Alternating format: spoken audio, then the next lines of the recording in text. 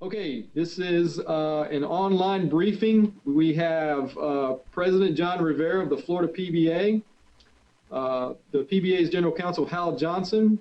Hello. The Director of Research Ken Kopczynski, and I'm Matt Puckett. I'm the Executive Director, and we are actually briefing the President on a number of issues that are going on here in Tallahassee and some other stuff around the state. And the floor is yours, Mr. President. Thank you, Matt, and thank you, gentlemen, for doing this. I think it's very important for our members, and I certainly thank the members that like to be informed and are going to be watching this. So I certainly appreciate their efforts. And before we get started, you know, they don't hear thank you enough for risking their lives for this community.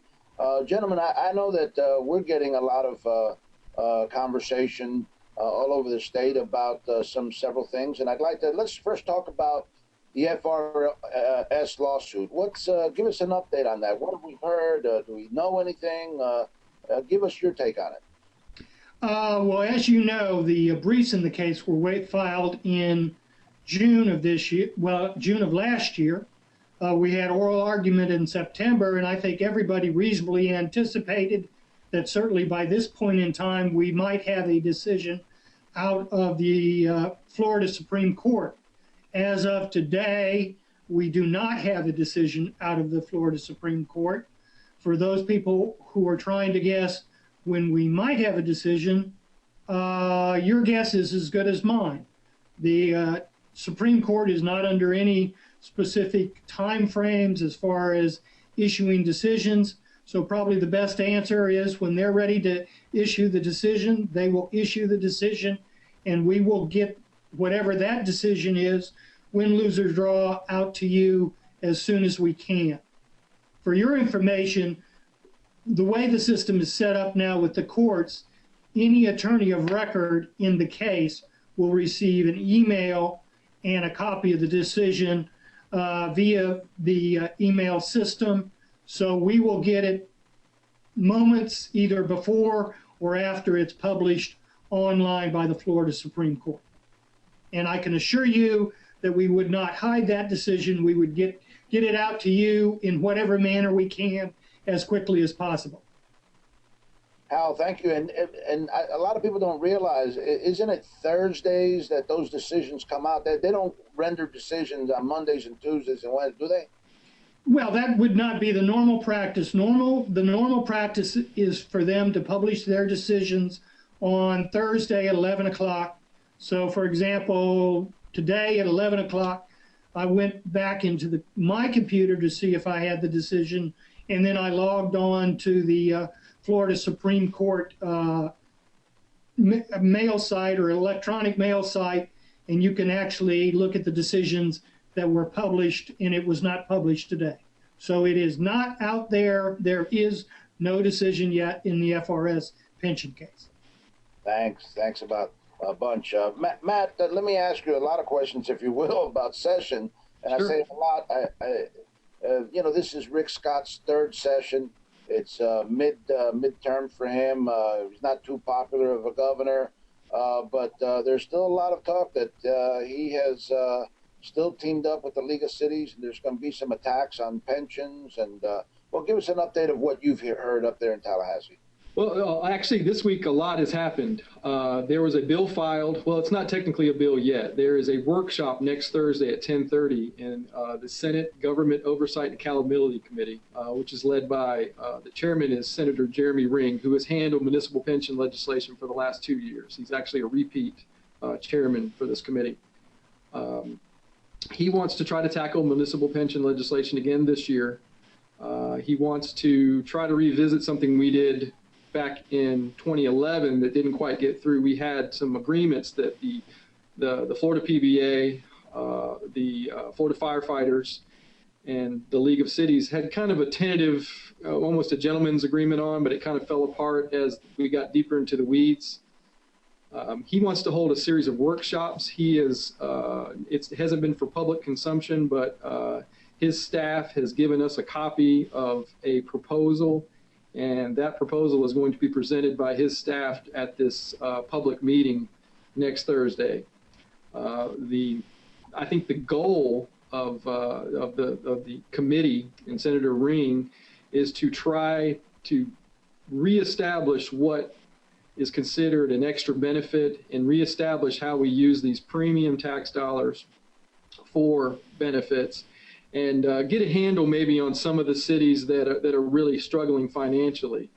Of course, our position remains that not all cities are the same. Some cities have financial problems, some don't, and a one-size-fits-all approach to this could have unintended consequences and harm cities who have not actually performed poorly financially. We've been in conversation with Senator Ring from the get-go. I've already sat down with him once. I am scheduled to meet with his staff tomorrow, and we will be there to provide public testimony for the meeting on Thursday. It looks like he's trying to stay within the framework of what we discussed back in 2011, but that could change before the workshop. So we'll know a lot more after the workshop on Thursday. But definitely it's an issue that the Senate is looking at this year. Yeah, we hear so much about that, and we certainly see these editorials, and especially from the newspapers that are not law enforcement friendly. And but some of these cities, like you said, their finances or their poor finances really were brought about themselves, not because they're not getting sufficient tax dollars. And so we certainly don't want it to be paid off on our backs or the backs of the men and women, of course, that risk their lives. Right.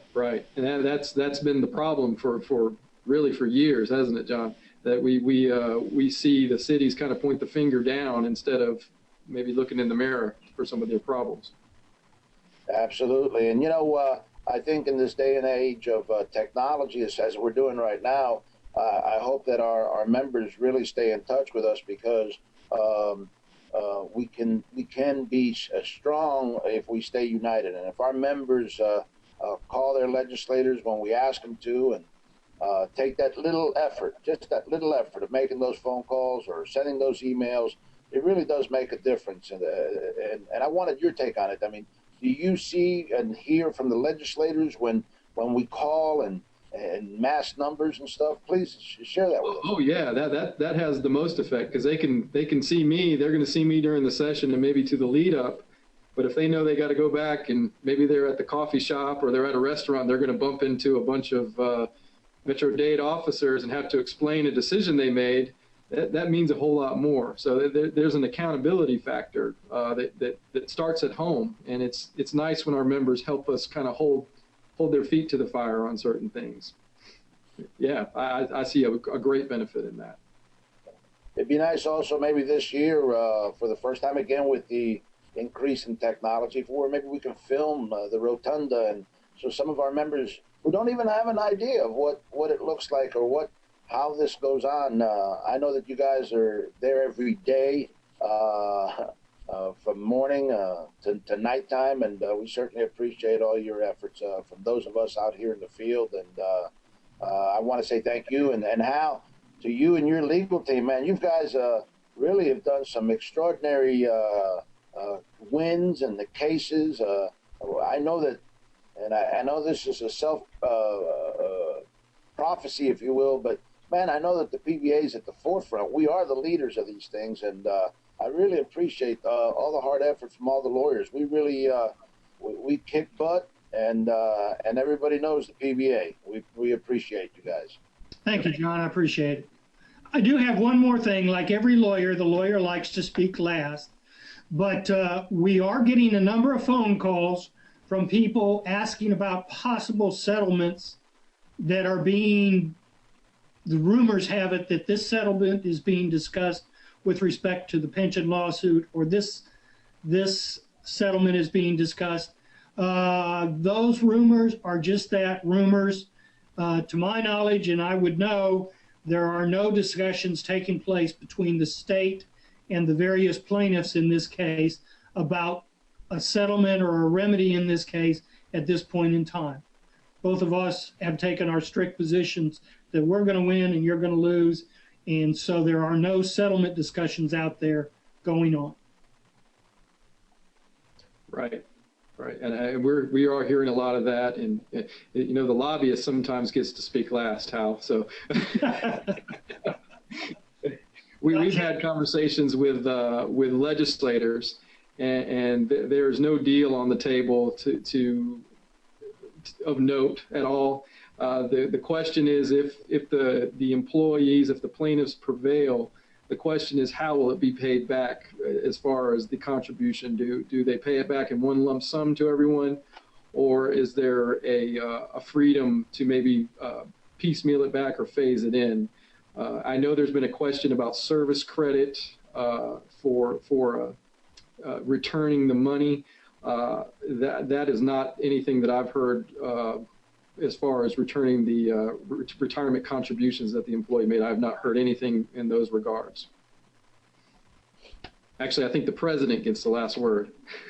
Well, again, thank you to you gentlemen, and to all of our staff up in Tallahassee, and to all of our satellite offices in Broward, Palm Beach, Dade County, Coastal, Tampa, across the state.